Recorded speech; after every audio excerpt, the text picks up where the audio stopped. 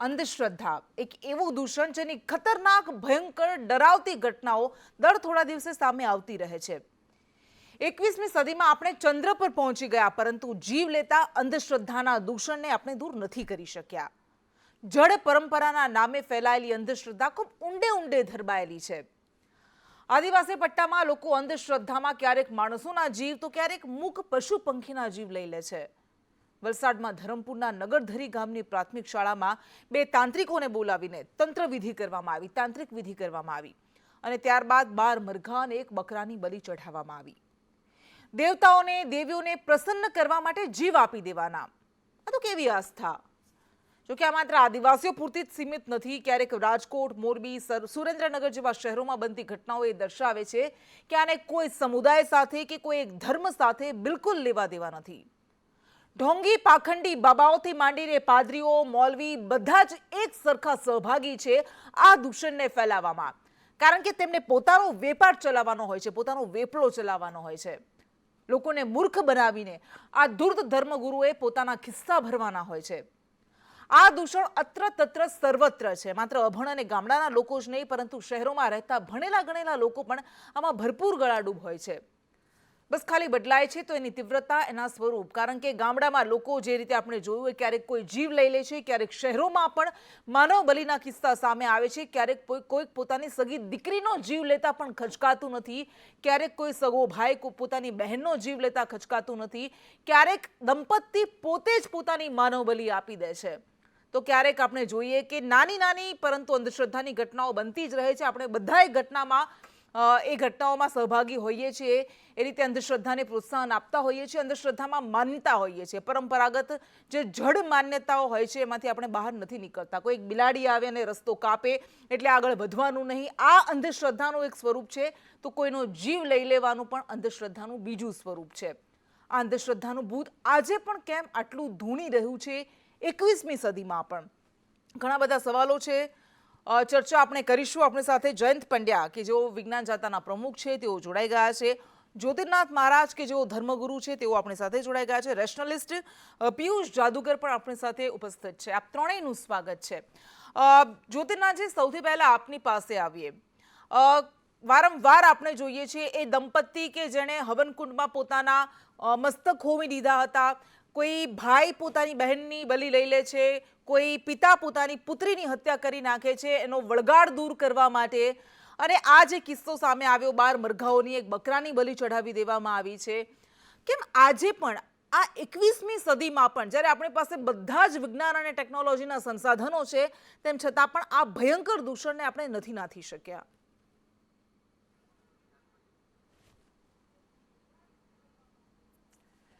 જો વાત એમ છે કે સમાજની અંદર ધર્મ અને અધર્મ, શ્રદ્ધા અને અંધશ્રદ્ધા વચ્ચે બહુ પાતળી ભેદરેખા છે। ક્યાંક ધર્મ અંધતામાં અંધશ્રદ્ધા વધી જાય છે ને ધર્મ અંધતા એ અધર્મ જ કહેવાય।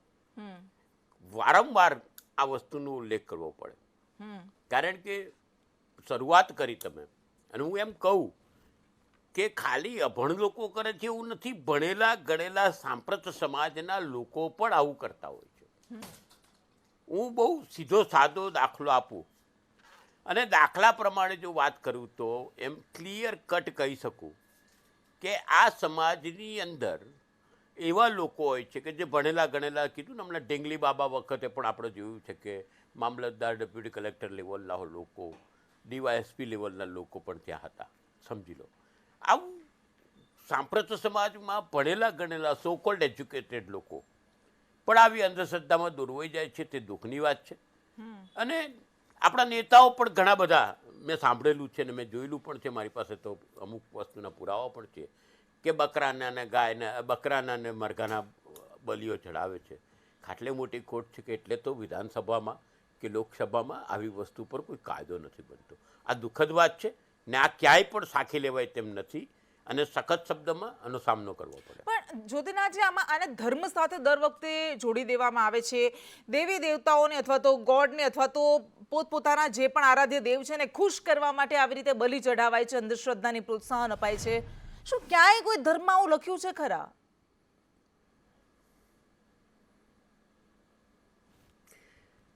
કોઈ પણ ધર્મમાં આવું લખ્યું નથી. મુસ્લિમ ધર્મમાં પણ લખેલું છે કે ખુદી કો કર્ક બુલંદ ઇતના કે ખુદા બંદે કો પૂછે બતા તેરી રજા હે ક્યા. એટલે કે મુરસલમ દાઉદ ઇબ્રાહિમની જગ્યાએ તબ્બુ આવી જાય છે, ઇબ્રાહિમના છોકરાની જગ્યાએ તબ્બુ આવી જાય છે. ડાયરેક્ટ બલી કોઈ જગ્યાએ લખ્યો નથી, કોઈ જગ્યાએ સ્વીકાર્ય પણ નથી. કારણ કે કુદરતની દરેકે દરેક વસ્તુ, કીડીથી માંડીને હાથી સુધી દરેકે દરેક જીવ આ કુદરતે જ આપેલો છે. તો કુદરત પોતાના સંતાનનો બલિ કેવી રીતે સ્વીકારે? આ બહુ કડવી સચ્ચાઈ તો છે. પછી આ પ્રવેશો કેવી રીતે હશે કે આને ધર્મ સાથે જોડી દેવાની અને એના આધારે જડ પરંપરાઓ, જડ માન્યતાઓ પેઢી દર પેઢી આગળ વધારતી જ રહેવાની?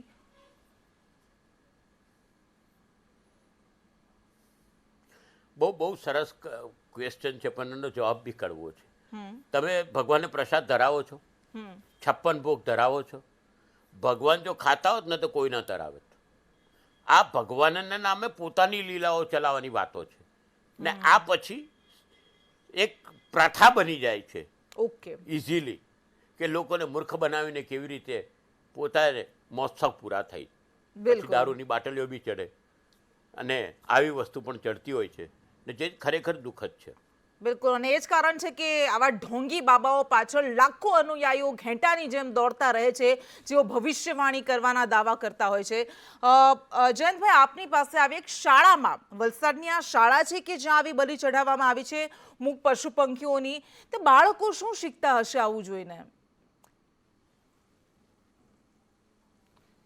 એક તો ખાસ કરીને અમે જોયું છે કે શાળાની અંદર આ જે ઘટના બની છે, મરઘા અને બકરાની જે બલિ ચડાવવામાં આવી છે, જે ખરેખર જે બાળકોના માનસ ઉપર ગંભીર અસર પહોંચશે અને બાળકો અંધશ્રદ્ધા તરફ ધકેલાશે.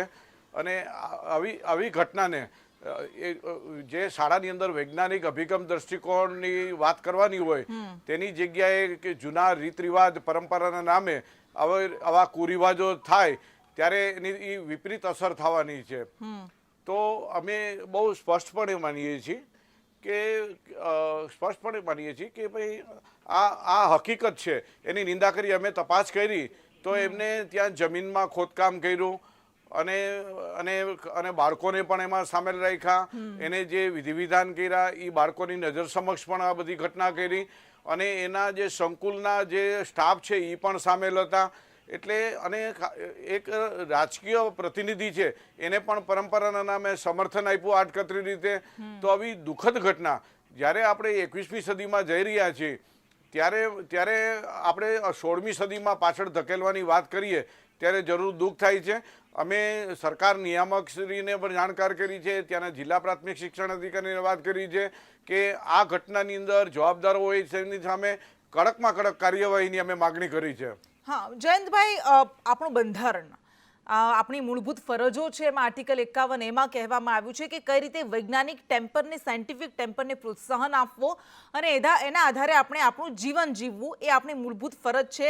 વધારે ને વધારે વૈજ્ઞાનિક અભિગમને આપણે અપનાવવો જોઈએ. પરંતુ આ હકીકત છે આપણા દેશની, આપણા સમાજની. આપે જે રીતે વાત કરી, ધારાસભ્ય સાથે અમે વાતચીત કરી અને એવું કહે છે કે અહીંયા તો બહુ સામાન્ય છે આ વસ્તુ. આદિવાસીઓમાં પરંપરા છે, જડ પ્રથાઓ છે અને અહીંયા દરેક લોકો આ વસ્તુ માને છે. તો શું આપને નથી લાગતું કે આપણા જે પ્રતિનિધિઓ છે એ પણ એમાં માનતા જ હોય છે ને એ પણ એક કારણ છે કે આપણે હટાવી નથી શકતા, કારણ કે એ પણ સમાજમાંથી જ આવે છે? એક તો ખાસ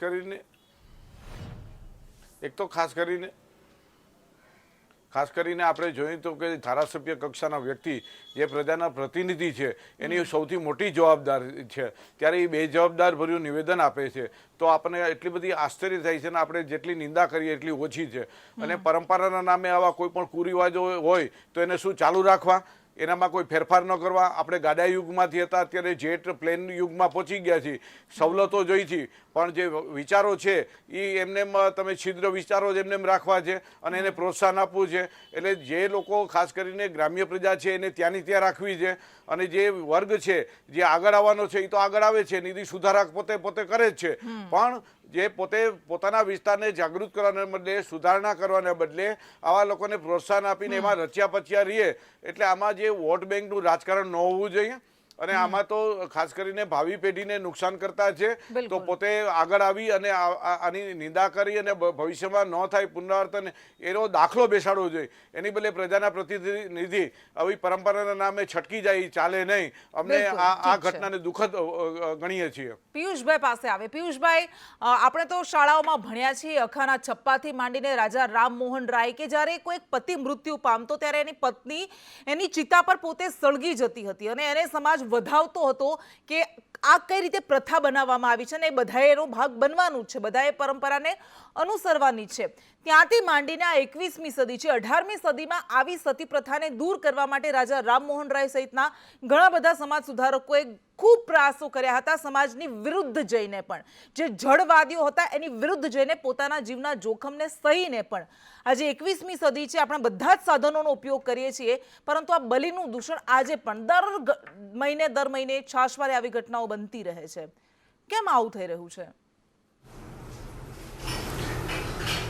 બેન, પરિસ્થિતિ એવી છે કે આપણા દેશમાં શ્રદ્ધાને અંધશ્રદ્ધા કહેવામાં આવતી નથી. તમે શ્રદ્ધા જે વાત કરે છે એ શ્રદ્ધાની જે વાત કરું તો તમને કહી દઉં કે શ્રદ્ધા એટલે જ અંધશ્રદ્ધા. કારણ કે તમે એવું માનો છો કે ભગવાન પોતે હું ચડાવેલો અન્ન એ ખાશે, એ સ્વીકારશે. જો આ વસ્તુ માનવામાં આવે તો ચોક્કસ આ બલિ પ્રથા ક્યારેય અટકવાની નથી. તો પહેલી વસ્તુ હું આપના માધ્યમથી કહેવા માંગુ છું કે ભગવાન એવો લાંચીયો નથી. ભગવાન તમારી પાસે કંઈ માગતો નથી. ભગવાનને કંઈ ખાવા માટે જોઈતું નથી. ભગવાન ક્યારે પાડો બકરો માગતા નથી, કુકડો માગતા નથી. માટે એને બલિ ચડાવવાની જરૂર નથી. અને જે શાસ્ત્રો તમને આવું શીખવાડતા હોય કે બલિ ચડાવવાથી ધન મળે છે, બલિ ચડાવવાથી ભગવાન પ્રસન્ન થાય છે, બલિ ચડાવવાથી તમને બાળક મળે છે, બલિ ચડાવવાથી તમારા ઘરમાં રિદ્ધિ સિદ્ધિ સમૃદ્ધિ આવે છે, તો એ શાસ્ત્રો પણ આજથી બાળી નાખજો. કેમ કે આ જ શાસ્ત્રો તમને અંધશ્રદ્ધામાં ડૂબાડે છે શ્રદ્ધાના નામે. અને એ અંધશ્રદ્ધા વધવાને કારણે તમે તમારા બાળકોની પણ બલિ આપી શકો છો. તો આ બલિ પ્રથા જે છે એ શાસ્ત્રના નામે કેટલાક લોકો આ કરી રહ્યા છે. એનું કારણ જે છે કે ધર્મના નામે આ બધું ઘુસાડી રહ્યા છે. હમણાં જ્યોતિનાથ જે સારામાં સારી ઉદાહરણ આપ્યું કે લોકો 56 ભોગ ધરાવે છે. એટલે ભાઈ 56 ભોગ ભગવાનને ધરાવવાની જરૂર નથી. ભગવાને તો તમને બધું આપી દીધું છે. ભગવાને તમને આપ્યું છે તો એ પોતે જાતે નથી લઈ લે કેમ? તો તમારી પાસેથી માંગે કે ભાઈ મને મીઠાઈ આપે. હું એ મીઠાઈ સીધું ખાઈ શકે એમ નથી ભગવાન. તમે એક બાજુ એવું કહો છો કે ભગવાનની ઈચ્છા વગર પાંદડું હલતું નથી, અને બીજી બાજુ તમે એવું કહો છો કે હું ભગવાનને રાજી કરીશ તો મારા છોકરાને પાસ કરી દેશે. તો આવો લાંચીઓ છે. શું તમારે બાળકની જરૂર હોય ત્યારે એક કુકડાનો વધેરો એટલે તમારો ભગવાન ખુશ થઈ જાય ને તમને બાળક આપી દે? આ બધી શાસ્ત્રોની અંધશ્રદ્ધા છે. અને સરકારે પોતે પણ આવી બધી બાબતો જે શાસ્ત્રમાં છે એને દૂર કરવી જોઈએ. અને એના માટે અમે રેશનાલિસ્ટ એસોસિએશન વર્ષોથી કહીએ છીએ કે ભાઈ આ અંધશ્રદ્ધા દૂર કરવા માટેનો કાયદો કરો. આજે બેન ચેનલોમાં સારામાં સારું શિક્ષણ કોણ આપે છે એની ચર્ચા થવી જોઈએ. કઈ સ્કૂલમાં સારું વિજ્ઞાનનું શિક્ષણ આપી રહ્યા છે એની ચર્ચા થવી જોઈએ. એની જગ્યાએ આપણે એવું વિચારી રહ્યા છીએ, અત્યારે એવી ચર્ચા કરવા માટે બેસી રહ્યા છીએ કે કઈ સ્કૂલમાં 12 કુકડા વધેર્યા, કઈ સ્કૂલમાં બકરાનો વધ કર્યો. આ ક્યાં જઈ રહ્યું છે આપણું ગુજરાત? અને ગુજરાતમાં જો આ કાયદો નહીં આવે તો આપણે ગલીએ ગલીએ આ બધું જોવાનું આવશે, એ ચોક્કસ છે. અને માટે અમે કહીએ છીએ કે શાસ્ત્રને અને અભ્યાસને દૂર રાખો અને સ્કૂલોમાં સ્પષ્ટપણે વિજ્ઞાનનો પ્રચાર થવો જોઈએ. અને દરેક જગ્યાએ કયું જાગૃતિ લાવવી જોઈએ, શિક્ષણમાં એ બાળકોને શીખવાડવું જોઈએ. પરંતુ જે સમુદાયો અથવા તો જે લોકો પેઢી દર પેઢીથી આ વસ્તુમાં માનતા આવ્યા છે કે આ જ આપણી પરંપરા છે અને આ સાચી જ છે, એમને આ ખોટી છે એવું કહેવાવાળું તો કોઈ છે જ નહીં, અને કહેશે તો એ માનવાના નથી, તો પછી બદલાશે કેવી રીતે આ ચિત્ર? ના બેન, જો કાયદો આવશે તો કાયદાનો અસરકારક અમલ થશે. દાખલા તરીકે હમણાં એક કાયદો આવ્યો છે કે ગાયોને ઘરમાં રાખવાની છે, બરાબર છે? તો કાયદો જો સખત થયો તો અમદાવાદમાં એક પણ ગાય ફરતી દેખાય છે તમને ક્યાંય? તો મહત્વની વસ્તુ એ છે કે કાયદો આવે એ જરૂરી નથી, કાયદાનો અસરકારક અમલ પણ થવો જોઈએ.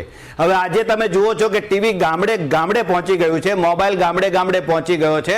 એના દ્વારા મન કી બાત દ્વારા રેડિયોમાં પણ આપણા પ્રધાનમંત્રી શ્રી જો એક અપીલ કરે કે અંધશ્રદ્ધા છોડો, ભૂવા ભરાડાની પાછળ ફરવાનું છોડો, અને એટલું ખાલી જો અપીલ કરે ને તો ગામમાં સુધારા થઈ શકે એમ છે. પરંતુ વોટ બેંકને કારણે થઈને આ નેતાઓ ખુદ પાછા બલી ચડાવવા માટે પૈસા આપે છે, મંદિરો બનાવવા માટે પૈસા આપે છે, અને કેટલાક તો સિમેન્ટની થેલીઓ આ બધું આપે છે, કેટલાક બોકડા આપે છે, જેમ દારૂ આપે છે ને વોટ વખતે, વોટ વખતે દારૂની બાટલીઓ આપે છે એની જ જેમ કુકડા આપે છે. તમે સંપૂર્ણ રીતે ધર્મ સાથે અંધશ્રદ્ધાને જોડી રહ્યા છો પિયુષભાઈ. આપણે ફરી જ્યોતિનાથજી પાસે જ જઈએ. જ્યોતિનાથ મહારાજ, પિયુષ જાદુગર કહી રહ્યા છે કે શ્રદ્ધા એ જ અંધશ્રદ્ધા છે, તમે કહી રહ્યા છો કે શ્રદ્ધા અને અંધશ્રદ્ધા વચ્ચે પાતળી ભેદ રેખા છે, તો એ ખબર કેમ પડશે કે સાચું શું ને ખોટું શું?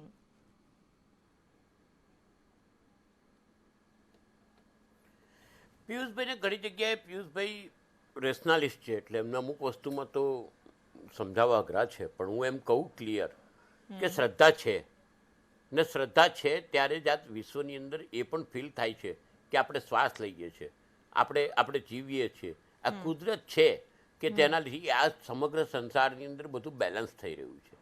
બેઝિકલી વાત ત્યાં આવે છે કે ત્યાર પછીનો પ્રોબ્લેમ એ આવે કે કોક તમને એમ કહે કે અહીંયા ગાડી આ બાધા રાખો, અહીંયા ગાડી આવું કરો, અહીંયા ગાડી તેવું કરો, તે કરંટલી ડાયવર્ટ થાય છે અંધશ્રદ્ધા તરફ. સમજો, આ સમાજની અંદર પણ બે પ્રકારના લોકો છે, એક સંત સમાજ જ છે અને બીજા ભૂવા ભરાડીની વાતો ચાલીએ છે આપણે. આજે એ પ્રકારના લોકો જે લોકો છે તે એવું જ શીખવાડશે તમને, દાણા જોઈશું ને આ જોઈશું તેમ જોઈશું. કોઈ સંત દાણા ના જોયું. ચમત્કાર આ પિયુષભાઈ જેવા જાદુગર ચમત્કાર કરે, ચમત્કાર કોઈ સંત ના કરે કોઈ દિવસ. અને તે પ્રજાને કલ્યાણની વાતો કરતા હોય છે, સમાજ સુધારાની વાતો કરતા હોય છે. સંતોની જવાબદારી છે સમાજમાં સાચું જ્ઞાન આપવું, સાચા લેવલે પહોંચવું. ઘણી જગ્યાએ સ્વાર્થના માર્યા સંતો પણ એ બાજુ વળી જાય છે, પણ એ સંખ્યા બહુ ઓછી હોય છે. બાકી 80-90% આ વસ્તુ મારી સાથે જયંતભાઈ જોડાયેલા જ હોય છે કાયમ. તમને ખબર જ છે 80% સંતો તમે જુઓ તો મોટા ભાગે કોઈ સંત આવી સલાહ નથી આપતો. કોઈ દિવસ એવું સાંભળ્યું કોઈ સંતે એવું કીધું કે તું તારી જાતને કમલ તરીકે પૂજી કર, તો કોઈ કમલ પૂજામાં જવડા. કોઈ સંત ના હોય એ ભૂવો જ હોય, એ નક્કી જ હોય. એટલે આ વસ્તુ સમજવાની સમાજને એ બતાવવાની જરૂર. રહી વાત પોલિટિશિયનોની વાત કરતા હતા, પોલિટિશિયન કદી પણ હું ફરી કહું આ વસ્તુમાં ન પડે, એનો કાયદો નહીં બને. કારણ કે કાયદો બનાવવા માટે જે લોકોની વાત કરે તે પોતે જ પોતાની બાધા કરવા જતા હોય, કેવી રીતે કાયદો બનાવવો? બહુ સાચી વાત છે. હા હા, બિલકુલ સાચી વાત છે. કારણ કે નેતાઓ જ્યારે આપણા બધા વસ્તુમાં માનતા હોય તો એ ક્યાંથી કયા મોઢે લોકોને સલાહ આપવાના છે કે અંધશ્રદ્ધામાં ન માનો. જયંતભાઈ, છેલ્લો સવાલ આપને. શું લાગે છે કે કઈ રીતે આ બદલાવ આવી શકશે? કારણ કે આ એટલો બધો પેચીદો પ્રશ્ન છે, એના મૂળિયા એટલા બધા ઊંડા ધરબાયેલા છે, તો આપને લાગે છે કે કોઈ માધ્યમથી આને હટાવી શકાય, દૂર કરી શકાશે? કારણ કે દર 15 દિવસે કોઈના જીવ જાય છે. આપની વાત સાચી છે. હું ને તમે વારંવાર આપણે પ્રયત્નો કરીએ છીએ ને લોકોને જાગૃત કરવાના પ્રયત્નો કરીએ છીએ અને લોકો સમક્ષ સાચી હકીકત આપણે બધા મૂકીએ છીએ. હવે આપણે નિરાશ થવાની જરૂર નથી અથવા થાકવાની જરૂર નથી અને આમૂલ પરિવર્તન તો આવશે જ, એમાં કોઈ શંકા નથી. બીજું કે ખાસ કરીને ઘરે ઘરે જે જૂની પરંપરા છે, રદ્દી વિચારો છે અને એના નામે જે કુરિવાજોને પ્રવર્તે છે એ નાબૂદ કરવાની જવાબદારી સ્વયં પોતાના ઘરેથી જ કરવી પડશે. માની લ્યો કે જે કોઈ આચરણ કરનાર છે, બોલે છે, એનું આચરણ કરે છે કે નથી કરતા, બોલનાર પોતે જ આચરણ કરે છે કે નથી કરતા, એ પ્રજા જોતી હોય છે, મોટો સમૂહ જોતો હોય છે. એટલે હું માનું ત્યાં સુધી કે લોકજાગૃતિ દ્વારા, વૈજ્ઞાનિક વિચારો દ્વારા, સરકારની જુદી જુદી તંત્ર એજન્સીઓ છે એ ખાસ કરીને ગ્રાસ લેવલે કામગીરી કરે અને લોકોના પ્રશ્નો ઉકેલવા માટે સતત પ્રયત્ન કરે, લોકો તર્કને પ્રાધાન્ય આપે એવા પ્રયત્નો કરવા પડશે. વિજ્ઞાનના લાભોથી શું થયું એવી હકીકત મૂકવામાં આવે. જો આવું વિશ્વાસનું વાતાવરણ ઊભું કરવામાં આવશે ને તો હું માનું ત્યાં સુધી આજે નહીં તો કાલે પરિવર્તન આવશે અને લોકો છે આવી ખોટી પરંપરા છે એને તિલાંજલિ આપશે. એટલે ઠીક છે, બિલકુલ બિલકુલ આપની વાત સાચી છે. આપ તમામ અમારી સાથે જોડાયા, આપનો ખૂબ ખૂબ આભાર. અને અંધશ્રદ્ધાના દૂષણ વિશે આપણે વાત કરીએ છીએ. આપણે નાના હતા ત્યારે ભણતા હતા, આપણે મોટા થયા ત્યારે પણ આવા કિસ્સાઓ જોઈએ છીએ કે આજે પણ આ દૂષણને આપણે નથી ડામી શકતા. ઘણો પેચીદો પ્રશ્ન છે, આના મૂળિયા ઘણા ઊંડા છે, ઘણા બધા કારણો છે, પરંતુ ખરેખર આ દૂષણને દૂર કરવા માટે પ્રયાસો થવા જ જોઈએ. નહીં તો દર 10-15 દિવસે કોઈકના જીવ આવી રીતે જતા રહેશે, ક્યારેક માણસોના, ક્યારેક મૂક પશુ પંખીઓના. કોરોનાની એ કોરોના મહામારી કે જેને બીજી લહેરમાં લાખો લોકોના જીવ લઈ લીધા હતા, ત્યારબાદ કોરોના જતો રહ્યો એવું લાગ્યું, પરંતુ ફરી એક વખત કોરોના ધીમી પરંતુ મક્કમ ગતિ આગળ વધી રહ્યો છે. કોરોનાના નવા વેરિયન્ટ JN1ના વધારે ને વધારે કેસ સામે આવી રહ્યા છે અને સૌથી વધારે કેસ દેશમાં ગુજરાતમાં સામે આવ્યા છે.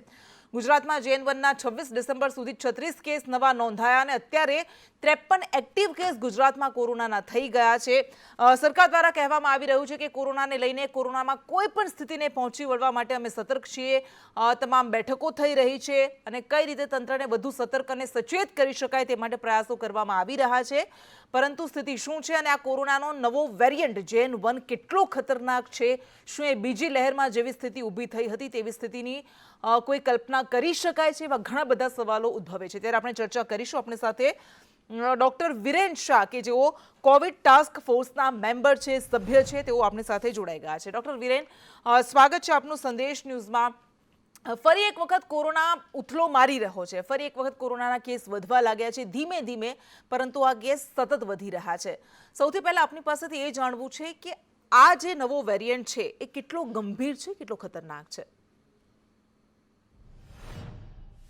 આ જે વેરિયન્ટ છે એ વેરિયન્ટ ઓફ ઇન્ટરેસ્ટ કહેવાય છે. WHOની ભાષામાં 3 વેરિયન્ટ આવે: variant of monitoring, variant of interest and variant of concern. Variant of ઇન્ટરેસ્ટમાં ડેફિનેટલી વોચફુલ રહેવું પડે અને આ એટલો ફાસ્ટ પ્રોગ્રેસિંગ વેરિયન્ટ છે કે અત્યારે હાલ લક્સમબર્ગમાં શરૂ થયેલો ઓગસ્ટમાંથી લગભગ 65 કન્ટ્રીઝની અંદર પહોંચી ગયેલો છે. ઇન્ડિયાની અંદર કેરાલામાં આવ્યો, કર્ણાટકા, ગોવા, તામિલનાડુ, મહારાષ્ટ્ર અને હવે ગુજરાત. એટલે ડેફિનેટલી આ ફાસ્ટ સ્પ્રેડિંગ ડિઝીઝ છે. ક્રિસમસ માથે આવી રહ્યું છે. આપણે એની કેર તો ડેફિનેટલી લેવી રહી અને જો નહીં લઈએ તો આઈ થિંક સો આપણા કેસીસ હજારોની અંદર વધશે. ડોક્ટર વિરેન, બીજી લહેરમાં આપણે જોયું હતું કે ઘણા બધા લોકોના, લાખોની સંખ્યામાં લોકોના મોત થયા હતા કોરોનાને કારણે. ભલે સરકાર ન માનતી હોય, પરંતુ હકીકત છે, આપણે જોયું હતું એ. તો શું આ જે નવા કેસ આવી રહ્યા છે, નવો વેરિયન્ટ છે, એ એટલો જ ઘાતક છે, જીવ લઈ શકે એવો? ના, કેસ ખૂબ જ વધશે, પણ એટલું બધું ચિંતાજનક અત્યારે પરિસ્થિતિ વિશ્વમાં નથી અને ટ્રીટેબલ કોઝ છે. જો થોડું સાચવી લઈએ, પ્રિવેન્ટ કરીએ તો જે નુકસાન આપણને વેવ સેકન્ડમાં થયું અને ઘણા બધા આપણા ઘરના મિત્રોએ લાઈફ ગુમાવ્યા, એ ટાઈપની ચિંતાનું કારણ નથી. પણ જો આપણે એને નિગ્લેક્ટ કરીએ, પર્ટિક્યુલર થાય કે ડાયાબિટીસના પેશન્ટ છે, કોમોર્બિડિટી છે, કોઈને કિડની ફેલ થયેલી છે, કોઈનું લીવર ફેલ થયેલું છે, ઉંમરવાળી વ્યક્તિ છે, પ્રેગ્નન્ટ વિમેન છે, આ બધાને એકબીજાને લાગી શકે એવી પરિસ્થિતિ છે. જો આ પરિસ્થિતિની અંદર જો આપણે એને એટલીસ્ટ કોન્શિયસ લઈને રહીએ, અને મેં શરૂઆતમાં એક સ્લોગન આપેલું હતું, that is called the SMS, social distancing, mask અને સેનિટાઇઝેશન. અને આજની તારીખમાં પણ આ જ ટ્રીટમેન્ટ છે. અને જે લોકોએ કોરોનાની વેક્સિન ન લીધેલી હોય એને લેવી જોઈએ. સિમ્ટમ્સ વધારે લાગે તો તાત્કાલિક RT-PCR રિપોર્ટ કરાવવો જોઈએ. આ WHOનું ગાઈડલાઈન છે. ડોક્ટર વિરેન, સરકાર કેટલી તૈયાર છે કોરોનાના કેસ જો વધે છે તો સ્થિતિને પહોંચી વળવા માટે? મારા ખ્યાલ મુજબ અદ્ભુત તૈયારી આપણા દેશે બી કરી છે. સેન્ટ્રલ ગવર્મેન્ટમાં ગયા અઠવાડિયે હું એ મિટિંગમાં પણ હતો અને દરેક જગ્યાએ ગવર્મેન્ટ ઓફ ગુજરાતને પણ ઓર્ડર આપેલા છે. દરેક હેલ્થ મિનિસ્ટર દરેક સ્ટેટમાં સેન્ટ્રલ મિનિસ્ટ્રી સાથે જોડાયેલા અને I was the witness last week. અને દરેક લોકોને સ્ટેન્ડ બાય રહેવાનું કહ્યું છે. ICUની જરૂરિયાત, જે લાગે કે વેન્ટિલેટરો ઘણા સમયથી બંધ પડેલા હતા, એની સર્વિસીસ કરવી, ડૉક્ટરોની ટીમો તૈયાર કરવી. એટલે આ વખતે જે ઊંઘતા ગઈ વખતે ઝડપાયા હતા એવી પરિસ્થિતિ નહીં થાય અને એટલીસ્ટ ઘણા અંશે તૈયારીઓ પૂર્ણ થયેલી છે. અચ્છા, વેક્સિનેશન ઘણું કારગર સાબિત થયું છે એવું સરકારનું કહેવું છે. તો આ જે નવો વેરિયન્ટ છે એની સામે વેક્સિન કેટલી અસરકારક રહેશે? જો એક વેક્સિન વખતે આપણે એવું કહ્યું હતું કે 85 થી 95% આપણને એટલીસ્ટ પ્રોટેક્શન આપે છે. આ કોઈ પણ વેક્સિન, આપણું કોવિશિલ્ડ હશે, કોવિક્સિન હશે, પણ હવે એ 5-10% જે પ્રોટેક્શનવાળી વ્યક્તિઓ છે એમને થવાની થોડી સંભાવના છે. વેક્સિન જેને લીધેલું હશે એને ડેફિનેટલી પ્રોટેક્શન મળશે. જે સિમ્ટમ્સ આવવાના છે એ થોડા ઓછા આવશે. એટલે આપણને ડરવાની જરૂર નથી, બિકોઝ આપણે વેક્સિનેટેડ છીએ. પણ મારી ફરીથી એક સલાહ છે, આપણે ક્રિસમસ આવી રહ્યું છે, પાર્ટીમાં આપણે જવાના છીએ, આપણે બધા ન્યૂ યરને એન્જોય કરવાના છીએ, પણ ગંભીરતા એટલી લઈએ કે આપણને શરદી ખાંસી હોય, આપણને તાવ હોય તો પ્લીઝ આવા ફંક્શનમાં આપણે જાતે ન જઈએ અને લોકોને આ રોગ ન આપીએ. બિલકુલ ડોક્ટર વિરેન, ખૂબ ખૂબ આભાર આપનો સંદેશ ન્યૂઝ સાથે વાત કરવા માટે. એટલે આ નવો વેરિયન્ટ છે, ખૂબ જ ચેપી છે, ખૂબ જ ઝડપથી ફેલાય છે, પરંતુ એ ઘાતક નથી, જીવ નથી લઈ શકતો. એનો અર્થ એ નથી, જીવ નથી લેતો મોટા ભાગે, પરંતુ એનો અર્થ એ નથી કે આપણે બેદરકારી દાખવીએ. સચેત રહેવું પડશે અને તો જ તેને નાથી શકાશે.